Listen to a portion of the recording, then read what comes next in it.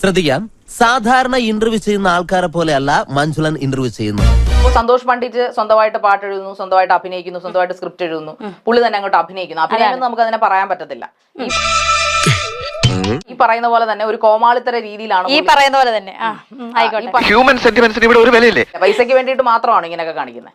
പൈസക്ക് വേണ്ടിയിട്ട് മാത്രമാണ്. ഇപ്പൊ എന്റെ പാഷനും കൂടാണത്. എനിക്ക് പൈസ ആവശ്യമുണ്ട്, കാരണം ജീവിക്കണമെങ്കിൽ പൈസ വേണം. അതൊക്കെ എനിക്കറിഞ്ഞൂടെ.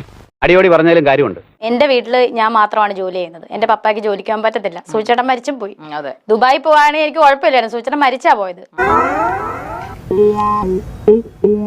എന്റെ നിലപാടുകൾ ഞാൻ ഉറച്ചു നിൽക്കുന്നു. അതായത് താങ്കൾ ശരിയാണ്, അല്ലെങ്കിൽ താങ്കളാണ് ചെയ്യുന്നത് ശരിയെന്ന് ഇപ്പൊ ഞാൻ കാണിക്കുന്ന എല്ലാം ശരിയാണ്, അഹങ്കാരം താങ്കളുടെ വാക്കുകൾ ഒരിക്കലും ഇല്ല. എന്താ നിങ്ങളുടെ പ്രശ്നം? എന്ത് പ്രശ്നം?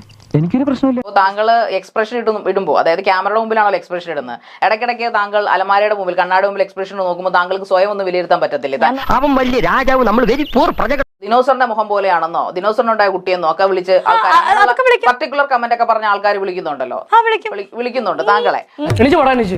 പോയിട്ട് വരാം.